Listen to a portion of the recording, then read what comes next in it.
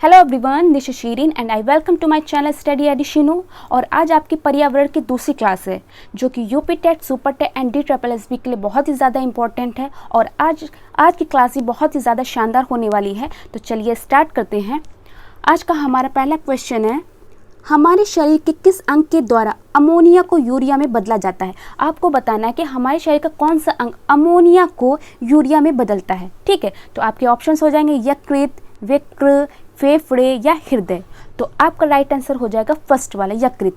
यकृत क्या करता है? अमोनिया को यूरिया में बदलता है। ठीक है, तो आपका राइट आंसर कौन सा हो जाएगा? फर्स्ट वाला। और अगर आपसे पूछ लेते हैं कि मानव शरीर की सबसे बड़ी ग्रंथि तो कौन सी हो जाएगी? आपकी यकृत हो जाएगी सबसे बड़ी ग्रंथि। तो ये भी कौन सी हो जाएगी? आपकी यकृत। तो याद रखिएगा। चलते हैं नेक्स्ट क्वेश्चन पे।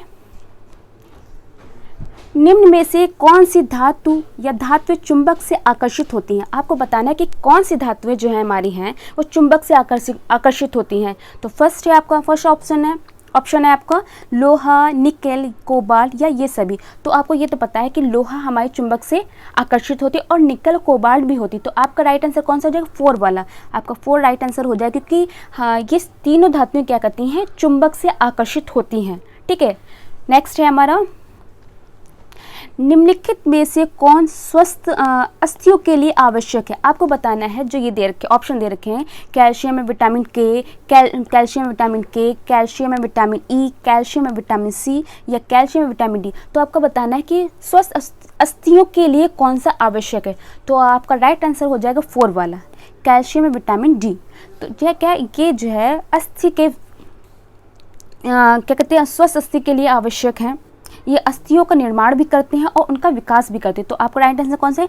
4 वाला हो जाएगा, कैल्शियम एवं विटामिन डी। और आपको पता है विटामिन डी किससे मिलता है? विटामिन डी सूर्य से भी मिलता है, सूर्य से मिलता है। ठीक है, इसका एक स्रोत है, विटामिन डी का स्रोत क्या है? सूर्य। चलते हैं नेक्स्ट क्वेश्चन पे। आपको बताना है, रात में जागने वाले जानवर हर चीज को, ना फर्स्ट ऑप्शन क्या है? केवल लाल रंग में देख सकते हैं। आपको बताना है, जो रात में जानवर जागते हैं वो किसी चीज़ को या किसी वस्तु को किस रंग में देखते हैं? केवल लाल रंग में देख सकते हैं, हरे रंग में देख सकते हैं, केवल काली और सफ़ेद ही देखते हैं, केवल हरे रंग में देख सकते हैं। तो आपको पता होना चाहिए, जो आपके जो है रात में जो जागने वाले जानवर होते हैं वो क्या करते हैं? वो हर चीज़ को ब्लैक एंड वाइट में देखते हैं। तो आपका राइट आंसर कौन सा हो जाएगा? 3rd वाला, केवल काली और सफ़ेद ही देखते हैं। वो हर चीज़ को क्या है? काले और सफ़ेद में ही देखते हैं। इसलिए आपका राइट आंसर कौन सा हो जाएगा? 3rd वाला। ठीक है, चलते हैं नेक्स्ट क्वेश्चन पे। आपको बताना है, मरुस्थलीय पौधों की जड़ें मांसल होती हैं, इसका प्रमुख कारण क्या है? ठीक है, आपको बताना, जो हमारे मरुस्थल में पौधे पाए जाते हैं उनकी जड़ें मांसल क्यों होती, किस वजह से? तो आपके ऑप्शन है, मरुस्थलीय पौधों की ये विशेषता होती है। सेकंड ऑप्शन है, मरुस्थलीय पौधे विशाल होते हैं अतः उन्हें सहारा प्रदान करने के लिए जड़ें तथा तने मांसल युक्त होती हैं। थर्ड ऑप्शन है, खाद्य पदार्थों का संग्रह करने के कारण जड़ें मांसलदार होती हैं। उपरोक्त सभी कथन सही हैं।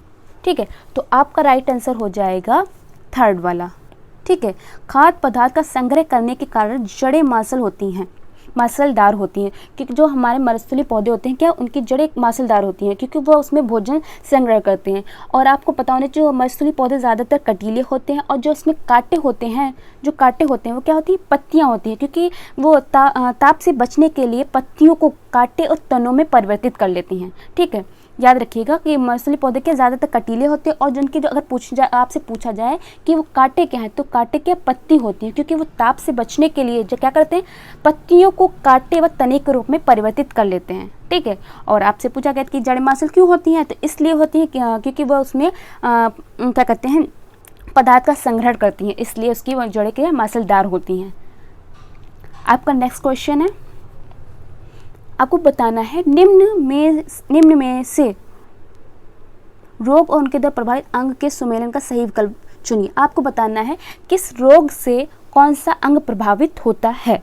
ठीक है, तो पीलिया से आपका कौन सा जो है अंग प्रभावित होता है? तो पीलिया से आपका यकृत प्रभावित होता है। याद रखिएगा, पीलिया से यकृत प्रभावित होता है। रेबीज किस वजह से होता है? कुत्ते की वजह से, काटने की वजह से होता है रेबीज।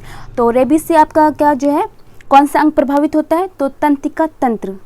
रेबीज से आपका तंत्रिका तंत्र प्रभावित होता है। एड्स से आपका प्रतिरक्षी तंत्र प्रभावित होता है और आपका फाइलेरिया से लिम्फा ग्रंथि। तो आपका राइट आंसर कौन सा हो जाएगा?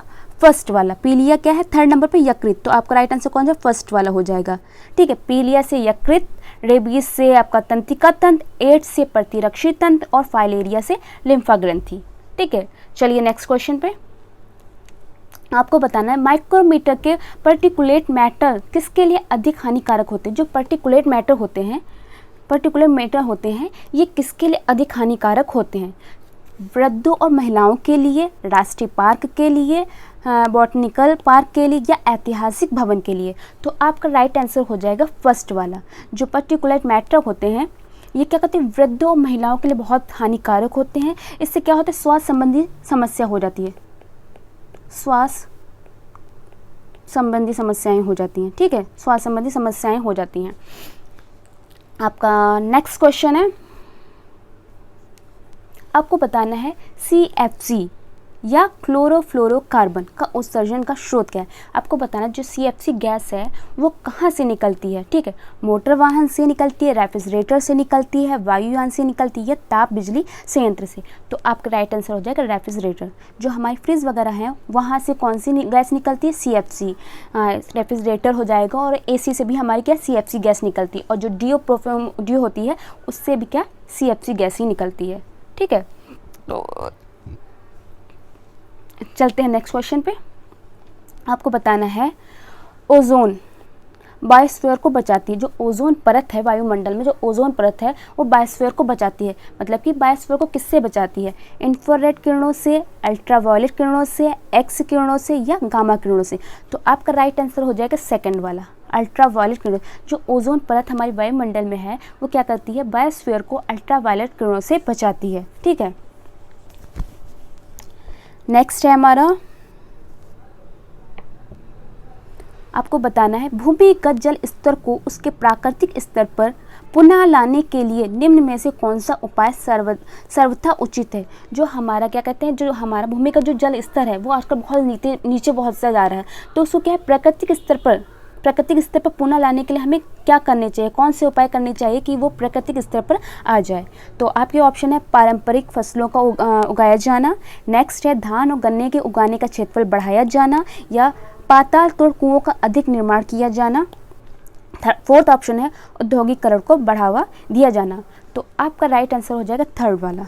ठीक है, इससे क्या है? जब हम पाताल तोड़ कुओं का अधिक निर्माण करेंगे तो उससे क्या है? जल स्तर प्राकृतिक स्तर पर आने की संभावना है। ठीक, आ सकता है।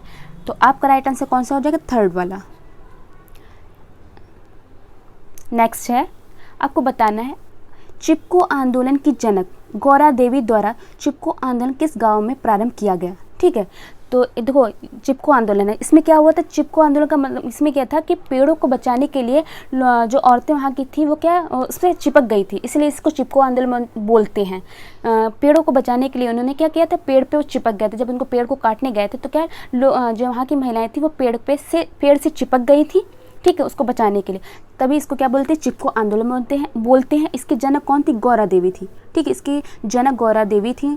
ठीक है, तो आपको बताना है कि क्या कहते हैं आंदोलन किस गांव में प्रारंभ हुआ था। ठीक है, तो ये आपका प्रारंभ हुआ था रैनी गांव से। ठीक है, रैनी गांव से प्रारंभ हुआ था। और आपका ये रैनी गांव कहाँ पड़ता है? ये पड़ता है उत्तराखंड, उत्तराखंड में पड़ता है। आपका ये गांव कहाँ पड़ता है? उत्तराखंड में पड़ता है। कौन सा जिला है? चमोली जिला। आपसे ये भी पूछ लेते हैं ना, चमोली जिला कौन सा है? चमोली जिला। ठीक है, उत्तराखंड के चमोली जिले में एक गांव पड़ता है रैनी गांव, वहाँ ठीक वहाँ से इसकी शुरुआत हुई थी। कब शुरुआत हुई थी? तो ये भी याद रख सकते हैं। इसकी शुरुआत हुई थी 26 मार्च 1974 को हुई थी। ठीक है, और इसके और मतलब जनक इसमें और लोग भी शामिल थे, जैसे कि सुंदरलाल बहुगुणा,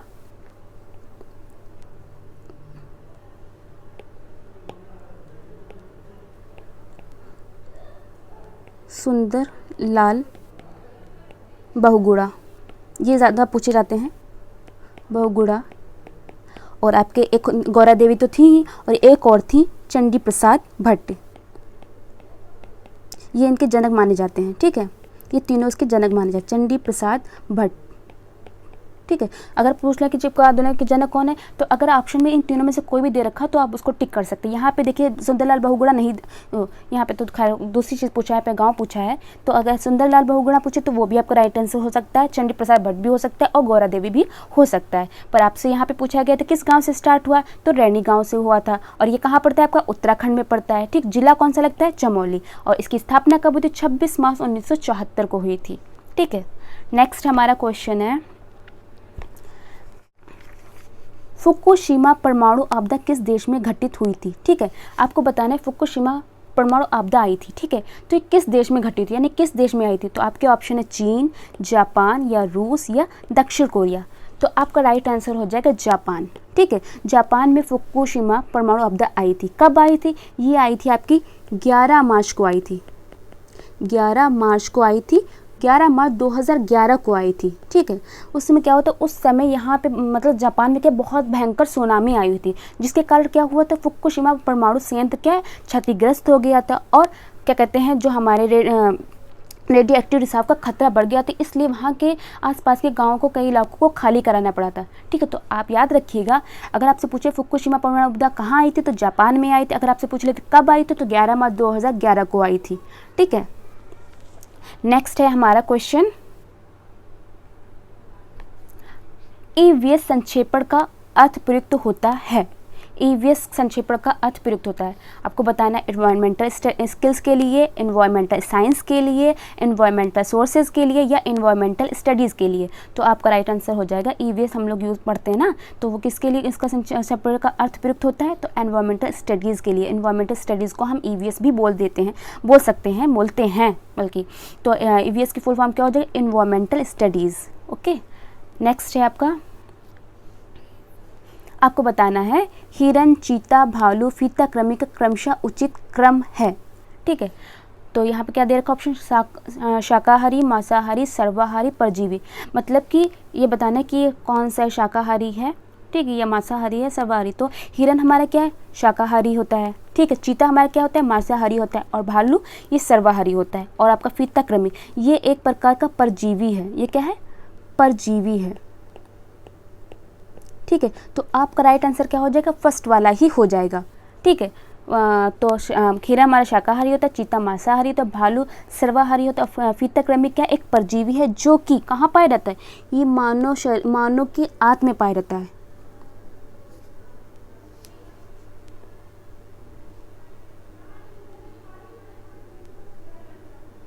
ये कहाँ ये पाया जाता, देखो जो हमारा क्या कहते हैं फीता कृमि है, ये एक परजीवी होता है जो कि मनुष्य के आंत में पाया जाता है।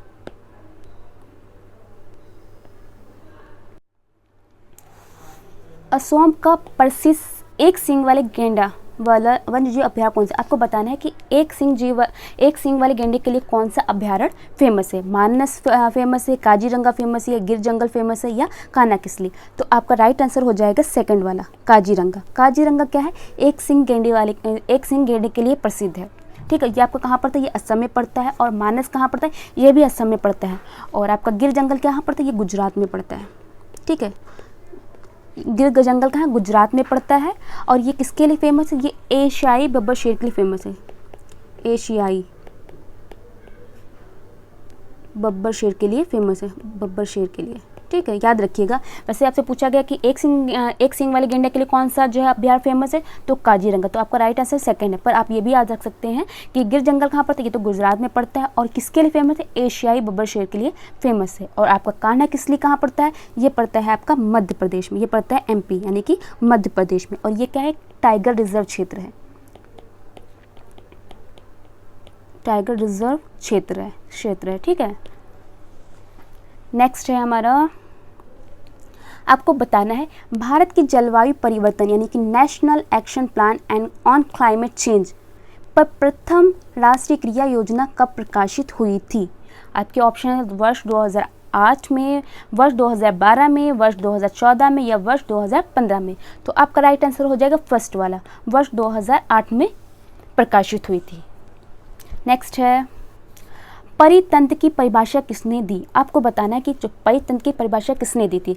आर्थर टांसले, रिटर, रॉयल कैल्पहम या जॉन बारदीन। तो आपका राइट आंसर हो जाएगा फर्स्ट वाला, आर्थर टांसले ने परितंत्र या पारिस्थितिकी तंत्र, एक ही बात होती है कि जो परिभाषा किसने दी थी, तो आर्थर टांसले ने दी थी। नेक्स्ट है डीडीटी है, आपको बताना डीडीटी क्या है। खरपतवार निवारक है, जैव निम्नकर्णी प्रदूषक है, या अजैव निम्नकर्णी प्रदूषक, या एंटीबायोटिक। ठीक, तो आपका जो डीडीटी है वो एक अजैव निम्नकर्णी प्रदूषक है, तो इसलिए आपका राइट आंसर हो जाएगा थर्ड वाला। ठीक, ये वाला हो जाएगा। ये क्या है, एक जैव निम्नकर्णी प्रदूषक यानी कि कीटनाशक है, और इसकी फुल फॉर्म क्या होती है डीडीटी की,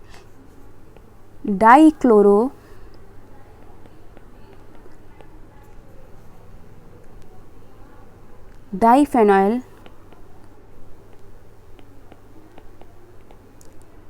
ट्राइक्लोरो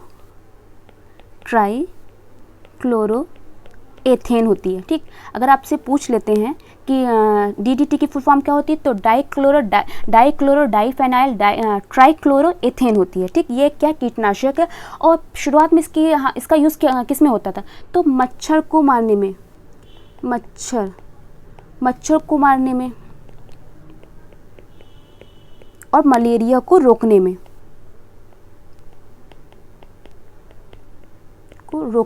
ठीक है। शुरुआत में इसका क्या यूज़ हम किस में करते थे, मच्छर को मारने में और मलेरिया को रोकने में, और बाद में क्या है इसका प्रयोग कृषि में भी किया जाने लगा। ठीक है, पर अब इस पे सरकार ने पूरी तरीके से प्रतिबंध लगा दिया, क्योंकि ये बहुत ही ज़्यादा हानिकारक है। ठीक, तो अब इस पे क्या प्रतिबंध लगा हुआ है। पारिस्थितिकी तंत्र प्राकृतिक अधिवासों का संरक्षण तथा उनके प्राकृतिक वातावरण में प्रजातियों की जीवनक्षम जनसंख्या का रख रखाव एवं प्रतिप्राप्ति के लिए प्रयुक्त पद है। ठीक है, तो आपके ऑप्शन है कोट संरक्षण, स्वस्थानिक संरक्षण, अपस्थानिक संरक्षण, या परिधीय संरक्षण। तो आपका राइट आंसर हो जाएगा स्वस्थानिक संरक्षण, सेकंड वाला। ठीक है, तो याद रखिएगा स्वस्थानिक संरक्षण। आपका नेक्स्ट क्वेश्चन है,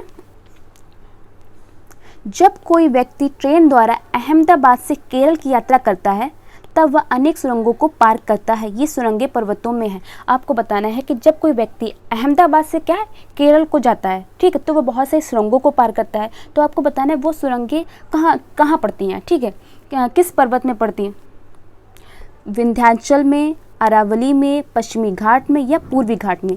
ठीक है, तो आपका राइट आंसर हो जाएगा थर्ड वाला, पश्चिमी घाट। ठीक है, जब हम अहमदाबाद से केरल जाते हैं तो उसमें जो बहुत सारी सुरंगें पड़ती हैं, तो मतलब सुरंगें जो पड़ती हैं वो किस पर्वत में पड़ती है, तो पश्चिमी घाट में पड़ती हैं। और आप याद रख सकते हैं कि वो कौन कौन सी सुरंगें पड़ती हैं। तो आपकी पड़ती हैं थाल घाट, भोर घाट एंड पाल घाट। ठीक है, ये तीनों सुरंगें पड़ती हैं जब हम अहमदाबाद से केरल जाते हैं, तो ये सुरंग पड़ती है। और ये सुरंग पड़ती कहाँ है, तो ये पश्चिमी घाट में पड़ती है। तो याद रखिए, आपसे पूछा था कौन से पर्वत में पड़ती है, कौन से घाट में पड़ती है, तो पश्चिमी घाट आपका राइट आंसर हो जाएगा। और अगर आपसे पूछ रहे थे वो सुरंगों के नाम, तो आप बता सकते हैं थाल घाट, भोर घाट, पाल घाट। ठीक है, तो ये आपके पर्यावरण के कुछ क्वेश्चन थे, और आपको कैसे लगे आप मुझे कॉमेंट करिएगा। और अब मिलेंगे आपको नेक्स्ट वीडियो में, जब तक के लिए जय हिंद, जय भारत।